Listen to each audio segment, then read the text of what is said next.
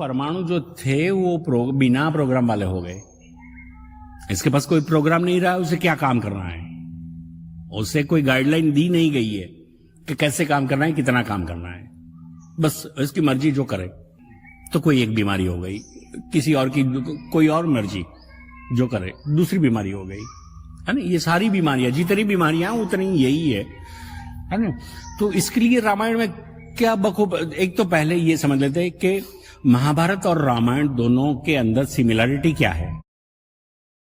दोनों के अंदर में सिमिलरिटी क्या है, तो बोले दोनों में, एक में राम है जिसे हम भगवत स्वरूप से जानते हैं, परमात्मा के रूप से जानते हैं, हम भगवान कहते हैं।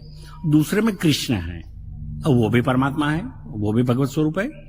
और दोनों में स्थिति क्या है, तो बोले एक में शत्रु के रूप में रावण है और एक में शत्रु के रूप में पूरी पलटन है कौरवों की।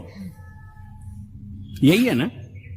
अब इन दोनों के बीच में जो है वो अलग है। ये दोनों एक साइड है ना, एक साइड परमात्मा है और एक साइड राक्षस है ना। मतलब देव और दानव ये कॉमन साइड हो गई दोनों महाकाव्य की।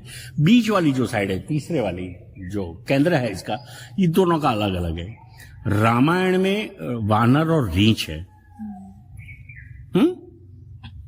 और यहां पर कौरव और पांडव है। तो ये यहां ये फर्क है। रीछ और वानर दोनों राम ने कहने से चलते हैं, और ये दोनों अपनी अपनी कहने से सबको चलाते हैं। अंतर समझ में आया? कौरव अपनी कहते हैं, पांडव अपनी कहते हैं। तो दोनों अपनी अपनी कहते हैं, दोनों अपने अपने वजूद के लिए, अपने अपने अस्तित्व के लिए दोनों लड़ते हैं। उधर दोनों परमात्मा के आदेश के अनुसार चलते हैं।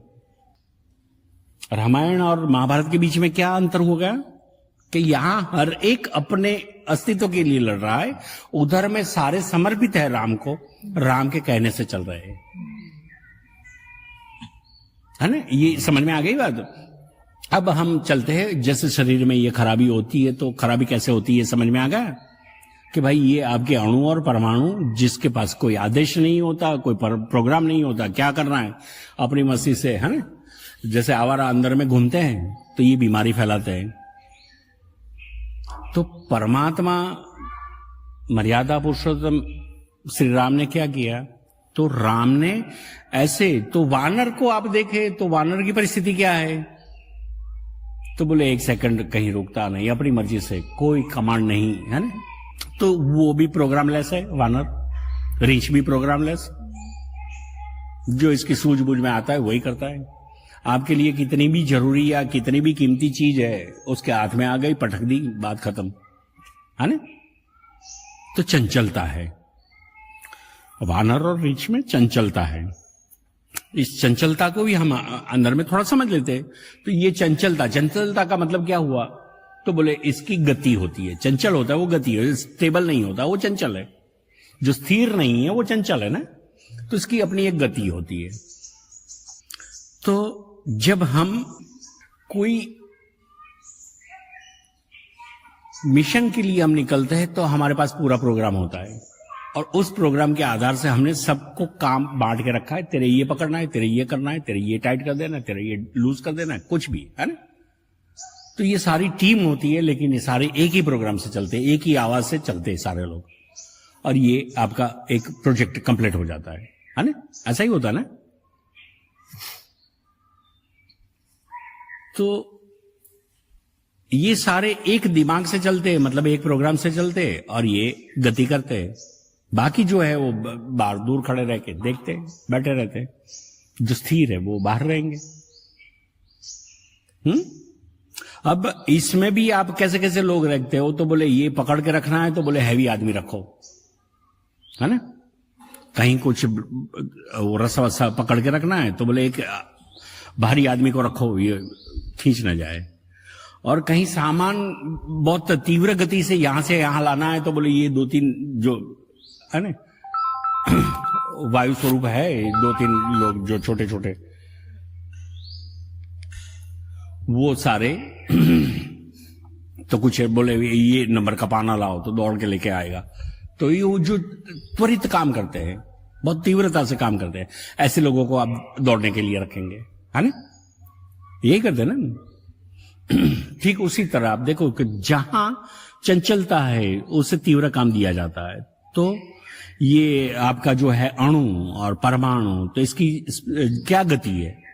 तो बोले इसकी गति ऐसी है कि 1 सेकंड में पृथ्वी के 3 चक्कर लगा के, 3.5 चक्कर लगा के, एक अणु की गति क्या है? पृथ्वी के 3.5 चक्कर लगा देता है 1 सेकंड में। इतने चंचल है। अब जो 1 सेकंड में 3.5 चक्कर लगा देते पृथ्वी के, उसे अगर हम कोई काम दे देते तो वो चक्कर लगाना बंद कर देगा, काम करना शुरू कर देगा, वो अपना आकार वैसे ले लेगा, उस जुट में जुड़ जाएगा, है ना? तो ये चंचलता है इसकी, ये चलते रहते। तो इसकी स्पीड क्या है? 1/22 माइल पर सेकेंड। क्या गति है? हाँ, एक के पीछे 22 बिंदी लगाओ और वो इतने माइल 1 सेकंड में चलता है। वो समझ में आ रही है बात?